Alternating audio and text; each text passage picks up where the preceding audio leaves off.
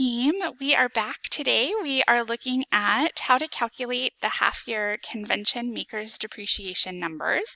We just have a quick example here. So a company placed in service the following assets in 2022. So in quarter one, which was January 20th, they had a $34,000 asset with a 5-year life.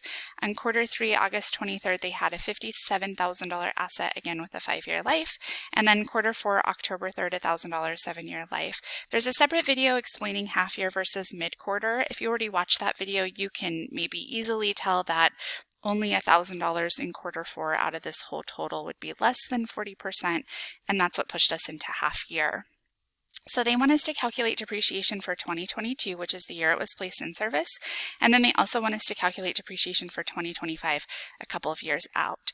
So I want to pull up the MACRS depreciation tables.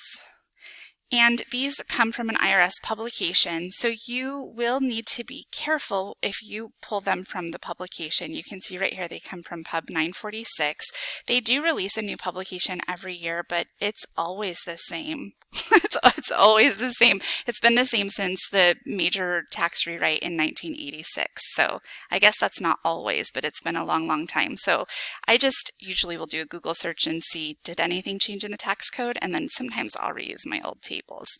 So when you're looking at the tables, you'll see this one right up here says half year convention. So I'll just put a little border around it.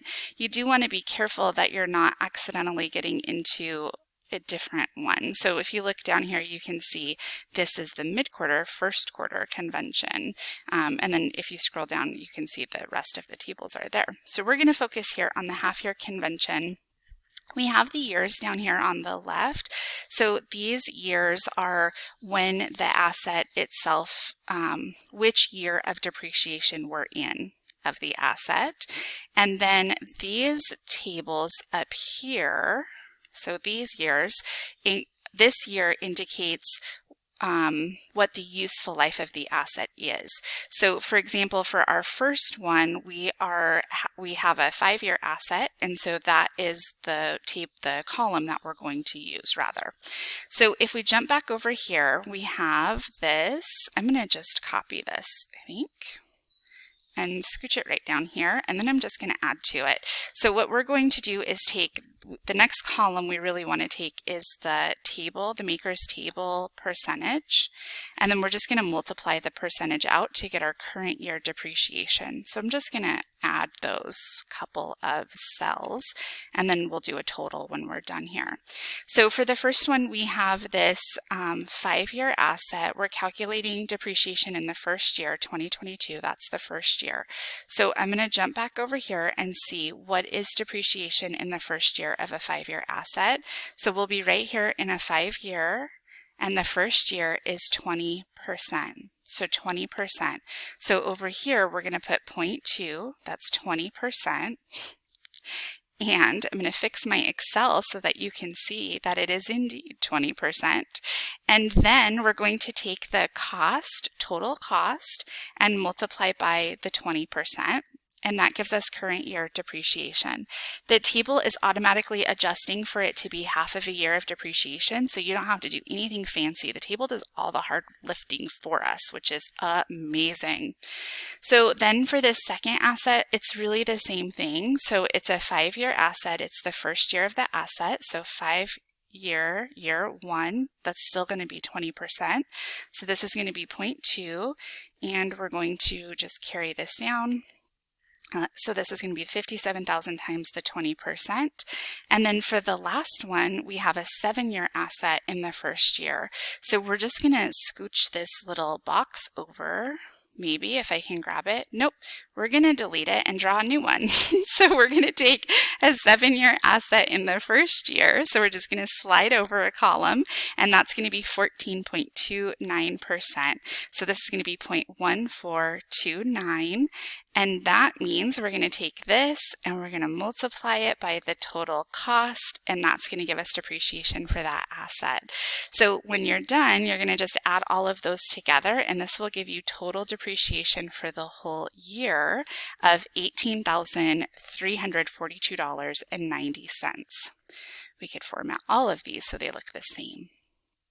Okay, so that's year one depreciation, but assets, we know we have to calculate them for many years unless we only own them for the first year. So we want to look at depreciation a few years out, 2025, and see what that would look like. So I'm just going to steal this whole entire table and move it down here.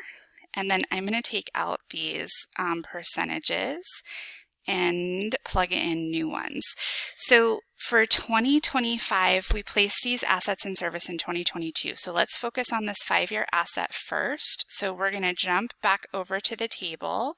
So this, let me get rid of this little box. Okay, so this first year was 2022. This is 2023, 2024, 2025 is year 4. So I like to actually physically count down my years because you might think 25, 22, that's 3 years, but that's a lie. So 2022 is year 1, right? Let me just jump back to our example really quick. So we started in 2022 and then we were going up to calculate depreciation for 2025. So I just start in year 1. This is 2022, this is 2023, 2024, 2025. So I literally will point to the years and just count down my years to figure out where I am in the table. So this is going to be 1152.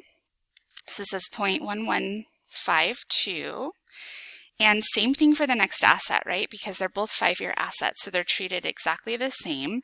And then same thing for the 7-year asset. So it's 2022 up to 2025. So we're going to delete this box. Maybe, oh, here, it'll let me slide it now, but I'll just show you. So 2022, 23, 24, 25, and then we slide over to the 7-year column this time. So this one's going to be 0.1249. So 0.1249, and we have that set to calculate automatically for us, which is great. But again, just to show you the calculation, you're just going to take the cost times that MACRS table to get your current year depreciation. So this would be our total depreciation reported on the tax return in 2025. This would be the total depreciation reported on the tax return back in 2022. The last thing I wanted to mention before we part ways here is that once an asset is a half-quarter asset, you'll see it's always a half-quarter asset. So we're not changing, right? We're not jumping into mid-quarter and then back to half-year and then jumping all around. Once something is identified as a half-year asset, it is always a half-year asset. So it was a half-year asset back here in year 1, that $1,000 asset. It's also a half-year asset in year 2, in year 3, year 4, all the way until it's done being depreciated.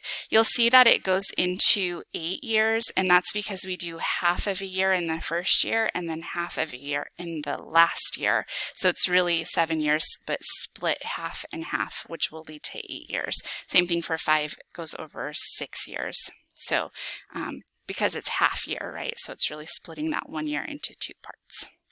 All right, team, I think that's it for half-year depreciation. And then if you're interested in how to use the mid-quarter tables, go ahead and check out that video.